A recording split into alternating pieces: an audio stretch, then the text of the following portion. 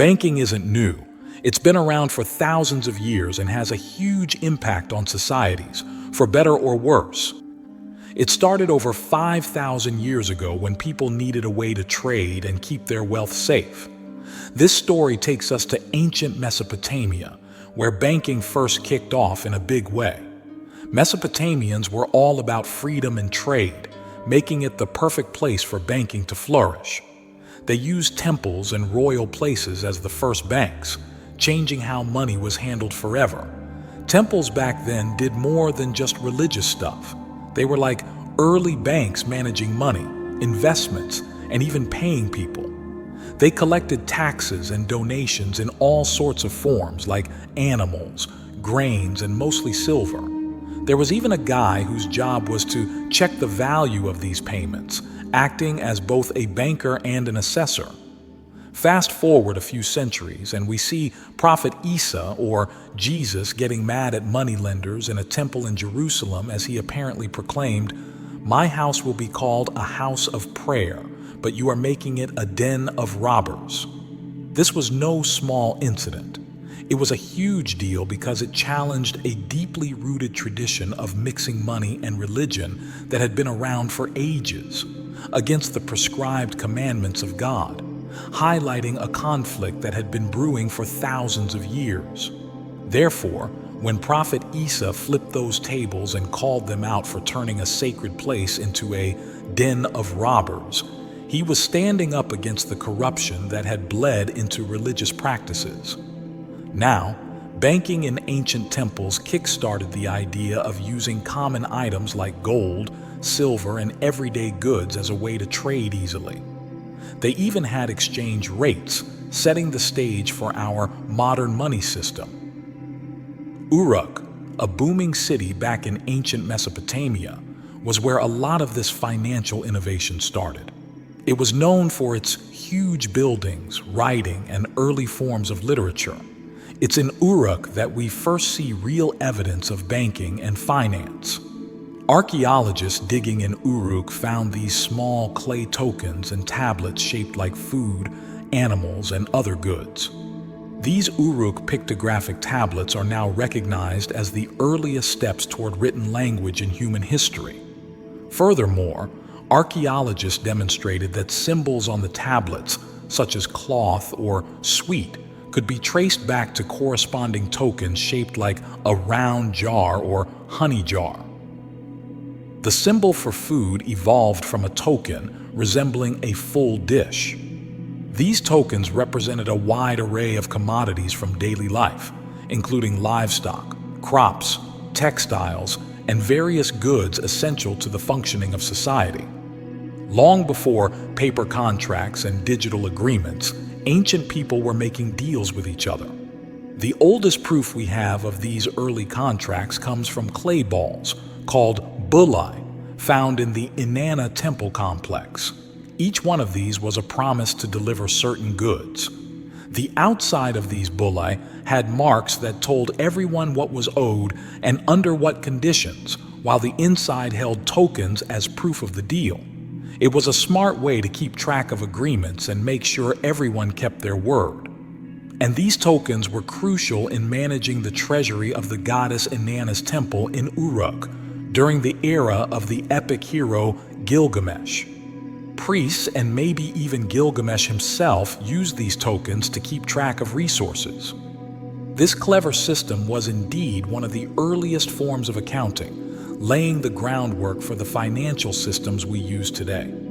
What's fascinating is how these bullae were sealed. They used cylinder seals, kind of like ancient signatures, to show who was involved in the deal.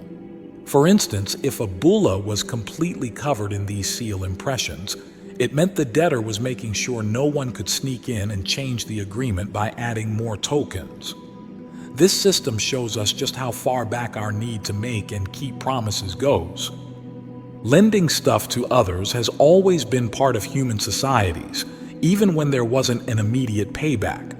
People used to lend their tools, time, and help without needing a written contract, especially in small communities where everyone trusted each other.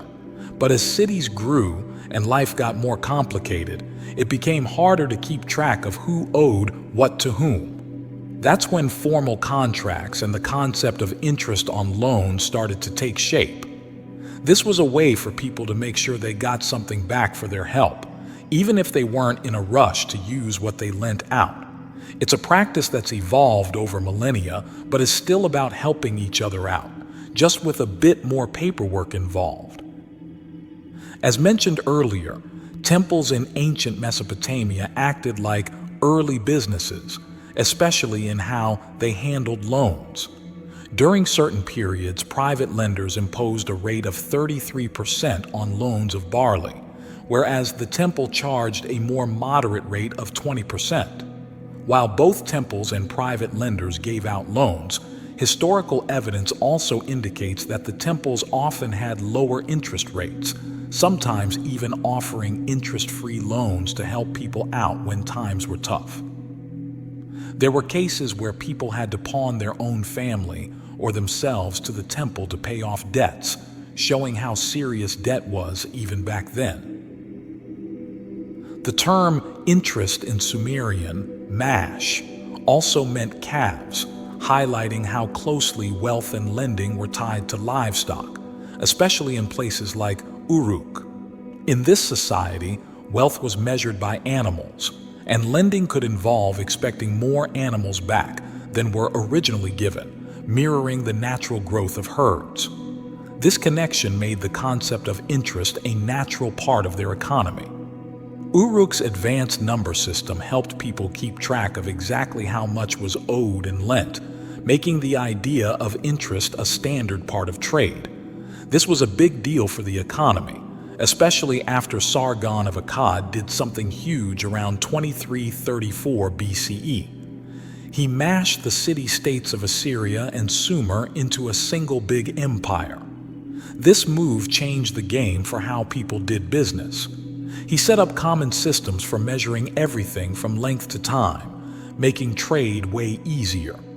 His grandson, Naram-Sin, kept this ball rolling, spreading these standards all over the empire. By 2000 BC, during Babylon's golden days, temples and palaces were the heart of the economy. People storing gold had to cough up a fee, and these places became the go-to spots for loans and managing big money. They'd lend out seed grains, expecting you to pay back after your harvest, all tracked on clay tablets with interest rates and everything. This tradition of temples holding on to wealth lasted a long time, until at least 209 BC, when one got robbed big time. It shows just how much people trusted temples with their valuables. When Hammurabi ruled Babylon from 1792 to 1750 BC, things got even more sophisticated. They started writing down tons of stuff, especially about the economy, like land deals and loans in cuneiform script. And Babylonians were pretty sharp with math, using algebra for farming plans and even figuring out compound interest with logarithms. Moreover, Hammurabi's set of laws laid down the rules for financial stuff like loan repayments and what happens if someone steals your deposited money. Under Hammurabi, temples and royal treasuries were back in the financial spotlight, handling deposits and making loans, now with proper paperwork and set interest rates. They also functioned like modern banks, paying out money on behalf of folks using the deposits they had.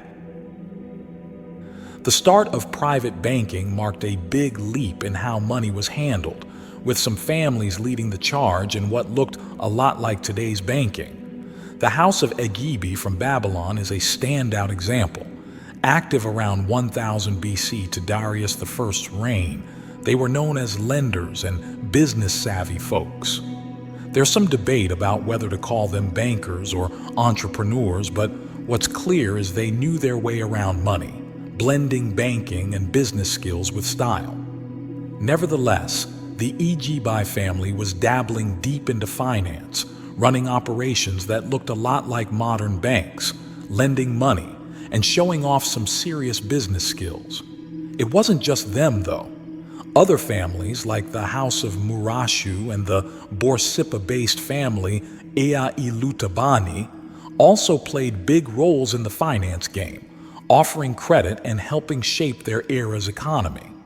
Experts sometimes call these early financial dynamos merchant bankers because they did a bit of everything: lending, business, and making sure money flowed where it needed to.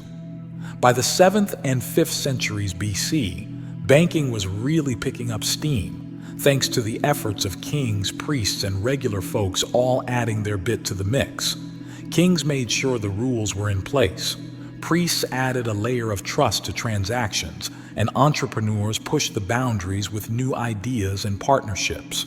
This collective effort helped the banking world grow and become a crucial part of the economy. During this key period, banking got smarter.